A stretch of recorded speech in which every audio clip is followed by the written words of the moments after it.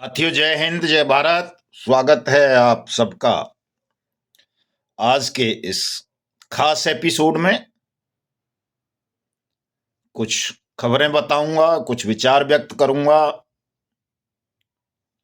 रोजाना की तरह मेरे वीडियो को पूरा ध्यान से सुन लेना।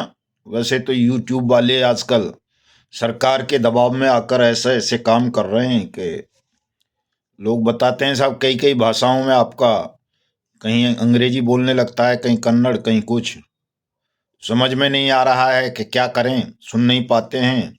दूसरा, पुराना व्हाट्सअप नंबर भी उड़ा दिया है कि उस पर भेज देते थे तो लोग उस पर सुन लिया करते थे। लेकिन चूंकि हमारा आंदोलन अब शासन के खिलाफ हो गया है पूरी तरह से, तो इसलिए शासन जानबूझकर तरह तरह के अड़ंगे हमारे इस आंदोलन में, हमारे काम में डाल रहा है ताकि हमारी बात संपूर्ण राष्ट्र तक ना पहुंच सके, दुनिया को ये पता न चल सके कि हिंदुस्तान में शासन की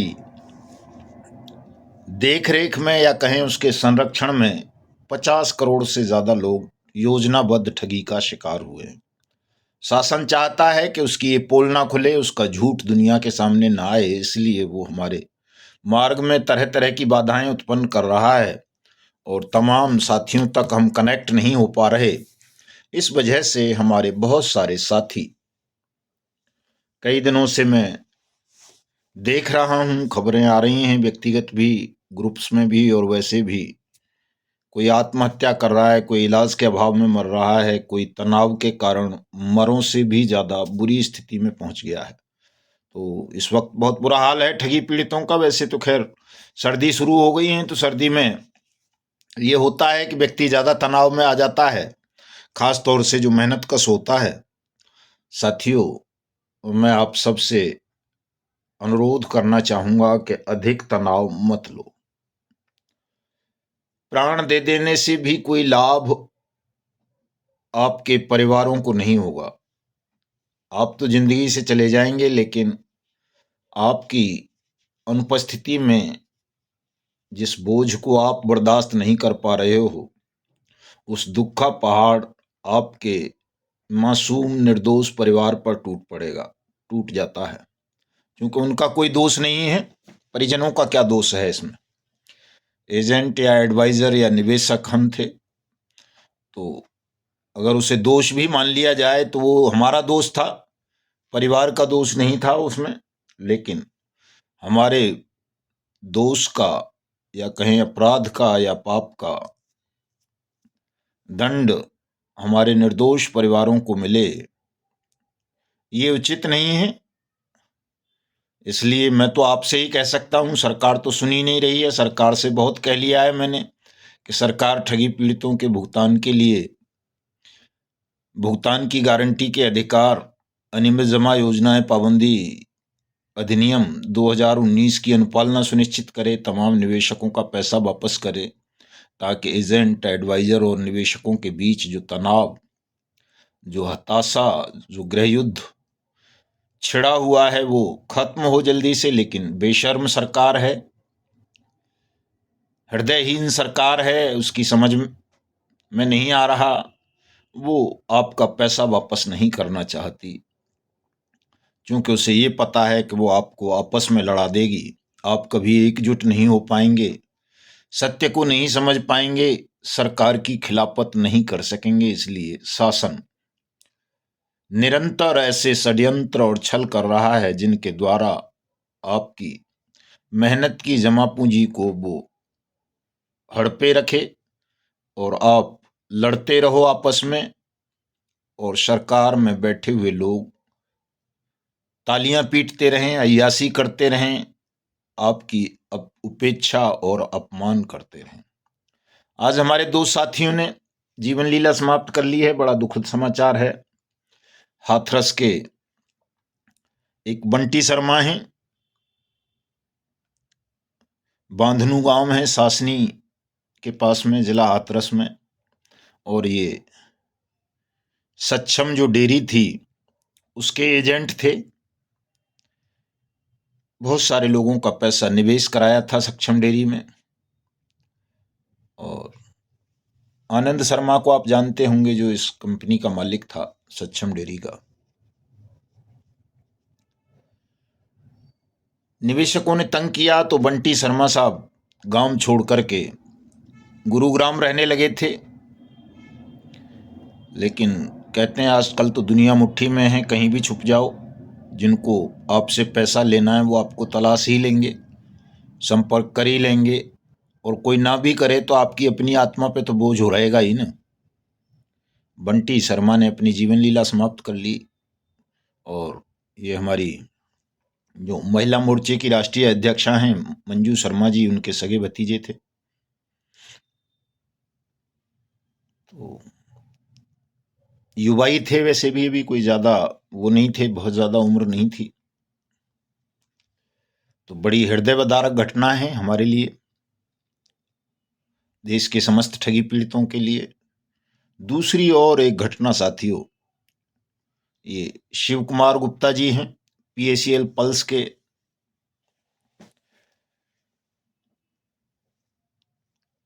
निवेशक थे, एजेंट थे, हमारे संगठन के तहसील अध्यक्ष भी थे सुल्तानपुर के, यूपी के। इन्होंने भी अपनी जीवन लीला समाप्त कर ली। आज की ही घटना है, दोनों रात की है।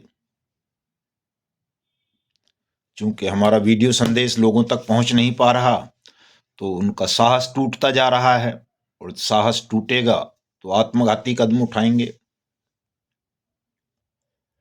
ऐसे विकट हालात में साथियों,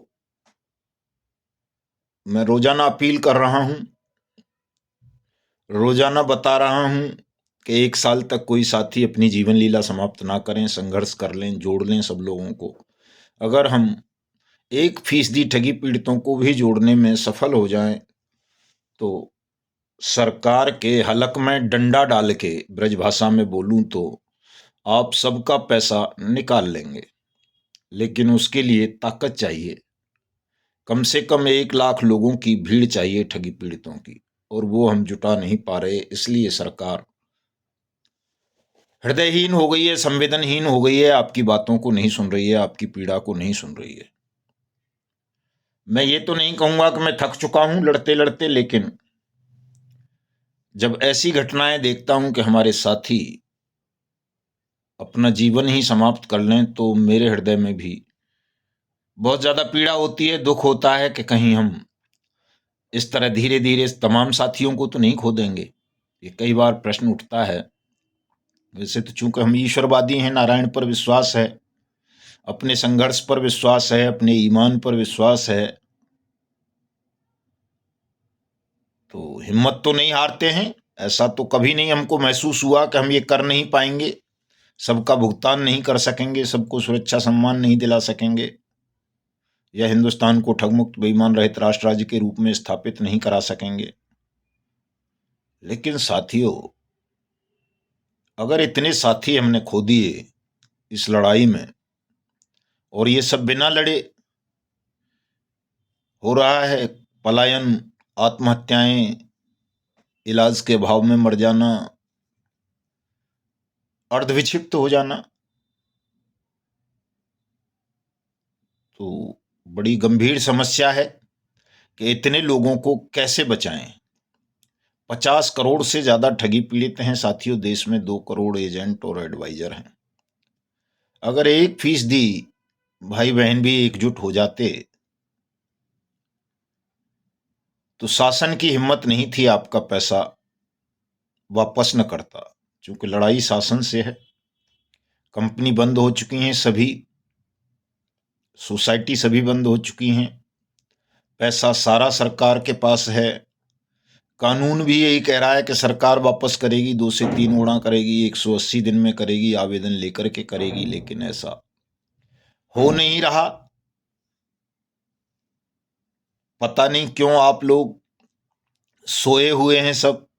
नहीं तो कोई जरूरी थोड़ा ही है कि हमारा वीडियो सुने तभी आपको पता चले, या हम वीडियो ना बनाएं तो आपस में आप काम ही करना बंद कर दें, जोड़ना ही बंद कर दें लोगों को। मुंह तो हम सबके पास है, टेलीफोन सबके पास हैं, और बहुत सारी चीजें सबके पास हैं। उनके माध्यम से हम बिना सोशल मीडिया के भी, बिना किसी मेन स्ट्रीम मीडिया के भी अपनी बात तमाम साथियों तक पहुंचा सकते हैं, उन्हें बता सकते हैं भाई व्हाट्स एक्ट नाम का एक कानून है जो आप सबको भुगतान की गारंटी देता है, और उसके लिए अगर हम लड़ेंगे तो उस कानून को सरकार से क्रियान्वित करा लेंगे, और क्रियान्वित हो जाएगा तो सबका पैसा मिल जाएगा। सबका पैसा मिल जाएगा तो तनाव खत्म हो जाएगा, ये झगड़ा खत्म हो जाएगा आपस का, जिसकी वजह से रोजाना कोई ना कोई साथी अपने प्राणों का बलिदान कर रहा है। लेकिन हम ऐसा कर नहीं पा रहे, चूंकि हम स्वयं बहुत हताश हो गए हैं, उदास हैं, साहस ही खो बैठे हैं अपना। तो साहस मत खो भाई, कोई भी। ये ऐसा काम नहीं है कि साहब हो नहीं सकेगा, ये हो जाएगा निश्चित रूप से। अब सरकार हमारे संसाधनों पर पाबंदी लगा रही है, जो भी संसाधन हमें उपलब्ध हैं, सोशल मीडिया ही उपलब्ध है ज़्यादा, कि उसके माध्यम से ही हम अपनी बात ज़्यादा लोगों तक पहुंचा सकते हैं, लेकिन उस पर पाबंदियां हैं बहुत सारी, सरकार ने लगा रखी हैं। साथियों, अब समय आ गया है जब आप सब रौद्र रूप धारण करें, क्रोध करें, भयमुक्त हो जाएं। क्योंकि मरना तो वैसे भी है, आप नहीं लड़ोगे तो भी मर जाना है आपको, आपस में ही लड़ लड़के। और लड़ोगे तो कम से कम संभावना रहेगी कि हो सकता है जीत जाओ, ना मरो।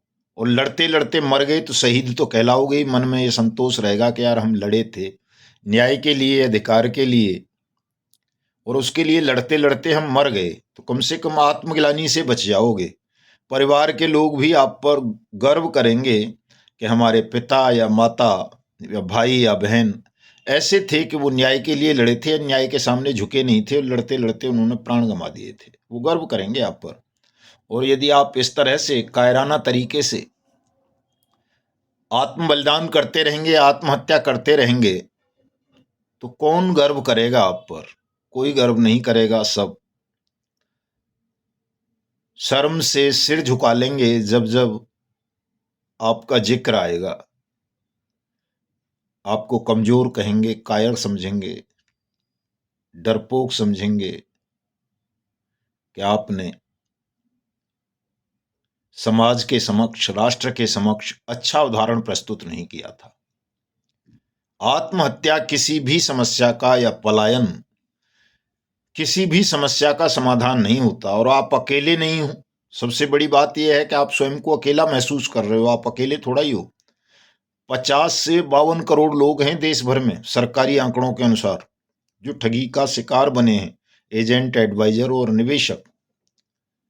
आप सोचते हो कि आपके साथ है केवल ये समस्या, आपके साथ नहीं है, संपूर्ण राष्ट्र के साथ है। पूरा हिंदुस्तान ठगी प्रकरणों की गिरफ्त में आ गया है, फंस गया है। और अब इस राष्ट्र को निकालने के लिए ठग बेईमानों के खूनी पंजों से स्वयं ठगी पीड़ितों को लड़ना होगा। चूंकि आपके लिए ना तो मीडिया आवाज उठाएगा, चूंकि मीडिया ठगों के कब्जे में है, वो ठगों का ही है। ना सरकार उठाएगी, चूंकि सरकार तो ठगी चला रहे हैं देश में। विपक्ष भी नहीं उठाएगा, चूंकि विपक्ष पर भी ठगों का ही कब्जा है। अगर ठगों के खिलाफ पॉलिटिकल पार्टीज लड़ेंगी तो उनका अस्तित्व समाप्त हो जाएगा, उनको पैसा कहाँ से मिलेगा? और पॉलिटिकल पार्टी चलाने के लिए तो बहुत सारे धन की और संसाधनों की आवश्यकता होती है। वो कोई सामाजिक संगठन थोड़ा ही है मदन लाल आजाद की तरह, कि भाई कोई प्रकल्प भी नहीं चला रहे, कुछ भी नहीं चला रहे, केवल लोगों से मिलना है, जुलना है, उनको मोटिवेट करना है, तो किराए भाड़े या खाने पीने में ही काम चल जाएगा। उन्हें तो बहुत कुछ करना होता है उनको, और बड़े बड़े जो एनजीओज हैं उनको कॉलेज बनाने होते हैं, अस्पताल बनाने होते हैं, कमीशन खाना होता है, ग्रांट्स खानी होती हैं सरकार से, अपनी आने वाली कई पीढ़ियों की व्यवस्थाएं करनी पड़ती हैं उनको। तो किसी बड़े एनजीओ से, किसी पॉलिटिकल पार्टी से, किसी उद्योगपति से, किसी मीडिया घराने से अगर आप ये उम्मीद करते हो कि वो आपकी पीड़ा को दिखाएगा, या आपकी पीड़ा को समझेगा, या आपके मामले को पार्लियामेंट में उठाएगा, किसी विधानसभा में उठाएगा, या कोई सड़कों पर आकर आपके लिए संघर्ष करेगा, ये संभव नहीं है साथियों। इस सत्य को सब लोग समझ लो। पैसा आपका है, जीवन असुरक्षित आपका हुआ है, शोषण आपका हुआ है, उत्पीड़न आपका हो रहा है, मानसिक तनाव आपके जीवन में बढ़ रहा है, सम्मान आपने खोया है, तो इसके लिए लड़ना भी आपको स्वयं ही पड़ेगा, कोई दूसरा नहीं आएगा। ईश्वर आते हैं, ये बात सच है। वो मदन लाल आजाद के रूप में भी हो सकते हैं, किसी और के रूप में भी हो सकते हैं, लेकिन ईश्वर भी कभी स्वयं नहीं लड़ते हैं। वो उनको ही लड़ाते हैं, उनको ही तैयार करते हैं जिनकी पीड़ा होती है, जिनकी समस्या होती है। आप कथा कहानियां सुन सुन के आप जो है ऐसा समझ रहे हो कि ईश्वर आएंगे, कोई चमत्कार कर देंगे, सुदर्शन चक्र चला देंगे, तो ये कथा कहानियां हैं केवल। सच्चाई ये है कि ईश्वर ने भी हर युग में आकर के अपनी सेना बनाई है, संगठन बनाए हैं, और उनके माध्यम से ही अन्याय का, अत्याचार का, जुल्म का खात्मा किया है। स्वयं नहीं किया उन्होंने कुछ, उन्होंने केवल लोगों को साहस दिया, शक्ति दी, मार्गदर्शन किया। इतनी सी बात को लोग बहुत बड़ी बड़ी कथाओं में पता नहीं क्या क्या करके समझाते हैं कि वो गरुड़ पे चढ़ के आ जाते थे, उड़न उड़न खटोले पे बैठ के आ जाते थे, प्रकट हो जाते थे। ऐसा कुछ भी नहीं था।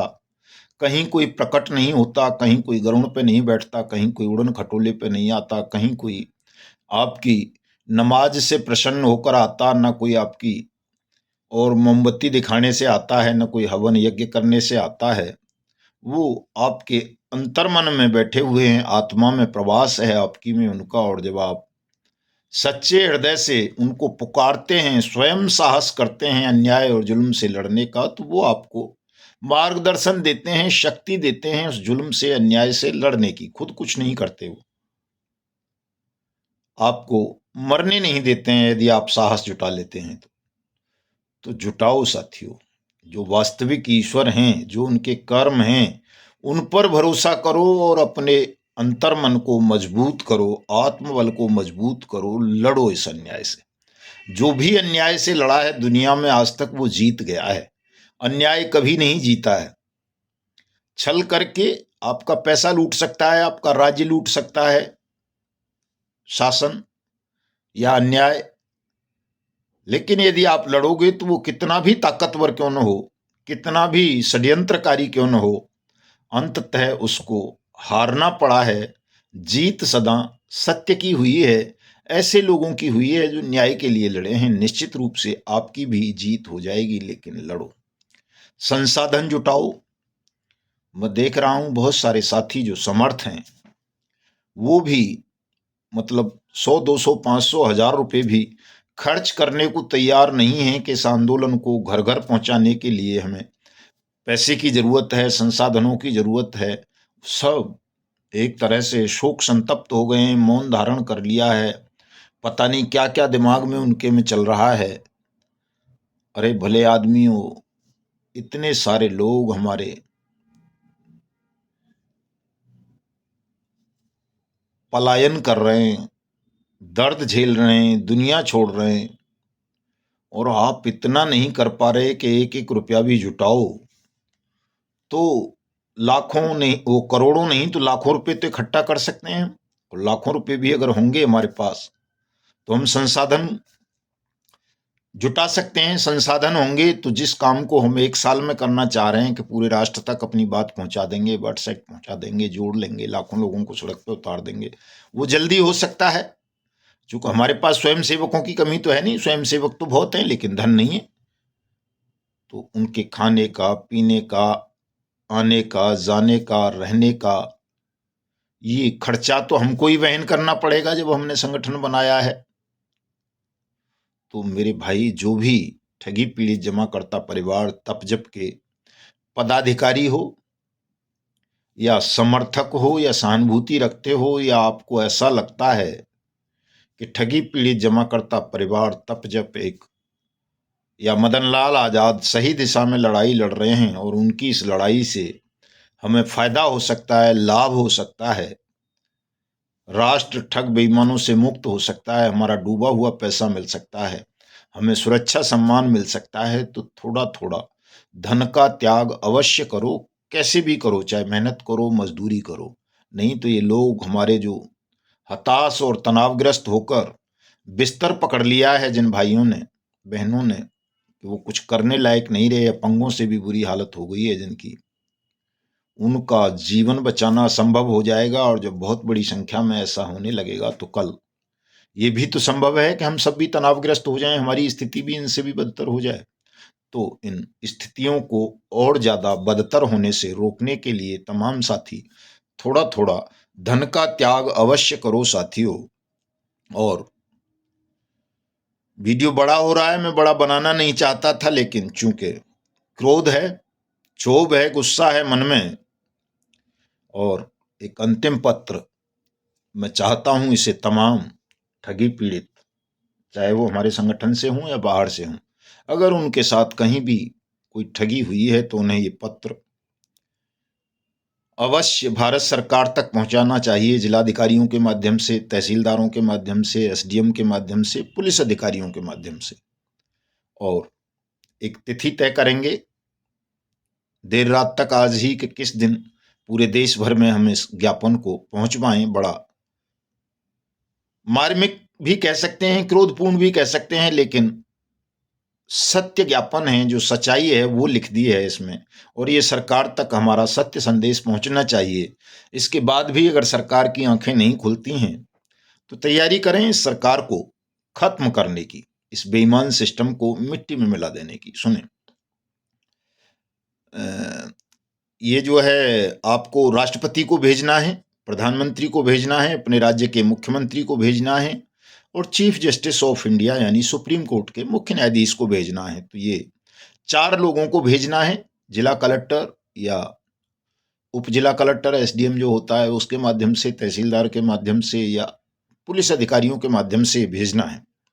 अभी से भेजना आरंभ कर सकते हो, लेकिन एक दिन भी पूरे देश भर में इस ज्ञापन को दिलवाने के लिए चुनेंगे। और इसमें मैंने क्या लिखा है, जो मैं आपकी पीड़ा देख रहा हूं, भोग रहा हूं, वो सब लिख दी है मैंने इसमें। हमारे दूध वाले साहब, महाराष्ट्र वाले, कह रहे थे साहब बड़ा बना दिया है, लेकिन क्या करें, ये समस्या इतनी बड़ी है कि इस पर कई ग्रंथ लिखे जा सकते हैं। और मुझे ये भी छोटा लग रहा है कि इसमें भी सारी बातें नहीं आई हैं। लेकिन साथियों, इतनी जल्दबाजी का शिकार मत बनो कि आप 5, 10, 20 मिनट या 1 घंटे की बात ना सुन सकें। सुनो इसको।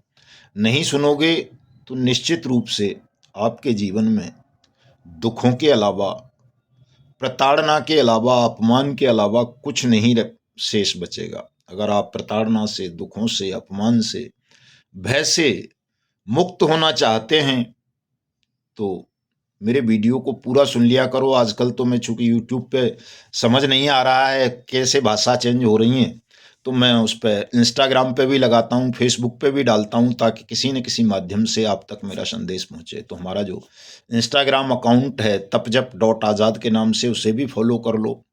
फेसबुक आईडी है मदन लाल आज़ाद के नाम से, उसको भी फॉलो कर लो।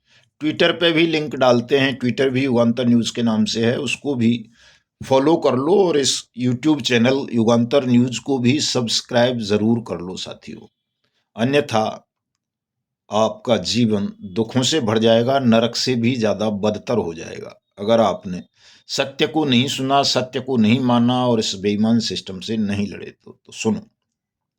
महोदय, भुगतान करो या सत्ता छोड़ो, ठग बेईमानो भारत छोड़ो। ये ओजस्वी राष्ट्रगीत, क्रांतिकारी नारा भारत के 50 करोड़ से ज्यादा ठगी पीड़ितों ने सरकार के समक्ष दिया है। जैसा कि आपको ज्ञात होगा, भारत में 50 करोड़ से अधिक नागरिक संगठित ठगी का शिकार बनकर अपनी और अपनों की जीवन भर की जमा पूंजी ठगों के हाथों गंवा चुके हैं। और ठगों से ये धन सरकारों ने प्रवर्तन एजेंसीज के माध्यम से जब्त कर लिया है। केंद्रीय agency ED, SEBI, CBI, SFIO और राज्य की पुलिस, एसओजी वगैरह ने ज्यादातर ठग कंपनी, सोसाइटी, निधि, फर्म, बिल्डर्स वगैरह की वह चल अचल संपत्ति जो उन्होंने ठगी के शिकार बने नागरिकों के धन से खरीदी थी, जब्त कर रखी हैं। और इन संपत्तियों को बेचकर, नीलाम करके ठगी पीड़ितों की जमा राशि का 2 से 3 गुना धन 180 दिन में वापस करने के लिए संसद ने अनियमित जमा योजनाएं पाबंदी अधिनियम 2019 बट्स एक्ट 2019 बना दिया है, जो देश के प्रत्येक उस ठगी पीड़ित को भुगतान की गारंटी देता है जो अपने जमा धन की वापसी के लिए अपने नजदीकी बट्स एक्ट अथॉरिटी के पास आवेदन करेगा। अफसोस, भारत में करोड़ों ठगी पीड़ितों ने अपने जमा धन की वापसी के लिए आवेदन किए, किंतु 7 साल बीत जाने के बावजूद सरकार ने किसी आवेदक का भुगतान नहीं किया, जो संघ एवं राज्य शासन का क्रूर अन्याय है, लापरवाही है और जनता एवं कानून के साथ धोखाधड़ी भी। बट्स एक्ट 2019 के तहत नियुक्त भुगतान अधिकारी आवेदकों का भुगतान नहीं कर रहे। इसकी शिकायत ठगी पीड़ितों ने अनेक बार राष्ट्रपति, प्रधानमंत्री, मुख्यमंत्री और मुख्य सचिवों तक से की, लेकिन किसी का जमाधन वापस नहीं किया गया। ठगी पीड़ितों के प्रतिनिधि संगठन, ठगी पीड़ित जमाकर्ता परिवार तपजप ने सरकारों की इस घोर लापरवाही, उदासीनता, बेईमानी से दुखी होकर न्याय की उम्मीद में जुलाई 2025 में WPC नंबर 897/2025 के द्वारा सुप्रीम कोर्ट को भी अवगत कराया, याचिका दाखिल की, लेकिन सुप्रीम कोर्ट ने भी दिनांक 16/9/2025 को इस याचिका पर सुनवाई करते हुए पीड़ितों को ये सलाह दे दी कि वो बट्स एक्ट 2019 की अनुपालना के लिए राज्यों के मुख्य सचिवों और हाई कोर्ट से संपर्क करें, उनके कार्यालयों में आवेदन दाखिल करें। सुप्रीम कोर्ट या कोई भी शासकीय प्रशासनिक अधिकारी वैधानिक रूप से आवेदकों को ये सलाह नहीं दे सकता कि उन्हें क्या करना चाहिए। न्यायालय, शासन, प्रशासन सबका ये अनिवार्य कर्तव्य है कि वो आवेदकों के अधिकारों की सुरक्षा करें, उनके हक में न्याय करें, फैसला सुनाएं, आदेश करें, न कि उनको सलाह दें या ये बताएं कि उनके लिए क्या भला है। शासन के प्रत्येक अंग ने ठगी पीड़ितों के साथ छल किया है, धोखा दिया है, जिस कारण से देश भर में लाखों ठगी पीड़ित आत्महत्या कर चुके हैं और करोड़ों पलायन कर चुके हैं। अनगिनत अर्धविक्षिप्त होकर न्याय के लिए दर दर धक्के खा रहे हैं। शासन अपनी विफलता, बेईमानी और लापरवाही को दबाने छुपाने के लिए ठगी पीड़ितों की असहनीय पीड़ा की लगातार अनदेखी कर रहा है और कभी सहारा CRC रिफंड पोर्टल, कभी SEBI pulse refund portal, Sai Prasad refund portal, Samriddha Jeevan, टोगो, Kalpataru, Karmabhoomi, Garima, Maitreyi, Rose Valley, micro finance, Heera gold, Loni urban, Navjeevan, Trinity, Alchemist, Pincon, Samarth, Sai Prakash, HBN, Vishwamitra, GN gold, GN dairy जैसी 3 लाख कंपनी या कभी आदर्श और सागा, संजीवनी, जनशक्ति जैसी सहकारी समितियों पर परिसमापक नियुक्त करके और कभी GCA बाइक बोट जैसी कंपनीज पर दिवालिया कार्रवाई NCLT करके तो इन पोंजी स्कीम्स में काम करने वाले एजेंट्स, एडवाइजरों के खिलाफ निवेशकों से आपराधिक मुकदमे दर्ज करवाकर ठगी पीड़ितों को आपस में लड़ा रहा है, जो शासन का छल है, अपराध है। शासन अपने कर्तव्य को पूरा न करके जनता को आपस में लड़वा रहा है, जिससे सिद्ध होता है कि शासन ही ठग है और वो ठगी पीड़ितों का भुगतान नहीं करना चाहता। इसलिए शासन ने गत 7 वर्षों में एक भी ऐसे अधिकारी के विरुद्ध कार्रवाई नहीं की जिसकी जिम्मेदारी ठगी की संगठित घटनाओं को रोकने की थी। देश की 2/3 आबादी संगठित ठगी का शिकार बन गई है और ये ठगी की आपराधिक घटनाएं कोई चोरी छुपे नहीं हुई हैं, खुलेआम बोर्ड लगाकर, कार्यालय खोलकर शासन प्रशासन की मिलीभगत से हुई हैं। शासन अपने कर्तव्य का पालन न करके एजेंट, एडवाइजर और निवेशकों को सुनियोजित तरीके से आपस में लड़ा रहा है ताकि ठगी पीड़ित शासन से न लड़कर आपस में लड़ मरें। ये शासन का आपराधिक कृत्य है। शासन की सबसे बड़ी अक्षम्य भूल रही उसने सुप्रीम कोर्ट, हाई कोर्ट के समक्ष किसी भी ठगी प्रकरण में बट्स एक्ट 2019 और राज्यों के PID एक्ट्स का हवाला नहीं दिया, जिस वजह से हायर जुडिशरी कभी सेबी को, कभी CRC को, कभी लिक्विडेटर को, कभी किसी रिटायर्ड जज को या कभी किसी रिटायर्ड प्रशासनिक अधिकारी को भुगतान की जिम्मेदारी सौंपती रही। यदि शासन ने कोर्ट को भुगतान गारंटी के कानूनों से, भुगतान अधिकारियों के कर्तव्यों, अधिकारों से परिचित कराया होता तो संभवतः भुगतान प्रक्रिया इतनी लंबी न खिंचती और अब तक तहसील स्तर पर जिलाधिकारी, उपजिलाधिकारी व तहसीलदार भुगतान कर चुके होते। शासन भुगतान की गारंटी के अधिकार कानून, अनियमित जमा योजनाएं, पाबंदी अधिनियम 2019 का प्रचार प्रसार भी नहीं करवा रहा, न किसी पीड़ित का भुगतान करवा रहा, न किसी दोषी अधिकारी के खिलाफ कोई कार्रवाई कर रहा, जिससे सिद्ध होता है कि शासन की नीयत ठगी पीड़ितों का भुगतान करने की नहीं है। शासन के इस आपराधिक कृत्य से ठगी पीड़ितों में तनाव, क्षोभ और हताशा बढ़ रही है और करोड़ों नागरिकों का भरोसा न्याय से उठ रहा है। अतः संघ एवं राज्य सरकारों से अनुरोध है, अपने अपने न्यायिक अधिकार क्षेत्र में अविलंब बॉट्स एक्ट 2019 की अनुपालना सुनिश्चित करते हुए समस्त आवेदकों का भुगतान उनकी जमा राशि के 2 से 3 गुना करें और अलग अलग कंपनी या सोसाइटी के लिए बनाए गए गैर कानूनी रिफंड पोर्टल, रिटायर्ड जज कमेटीज इत्यादि को भंग करके समस्त आवेदक ठगी पीड़ितों का भुगतान बॉट्स एक्ट 2019 के तहत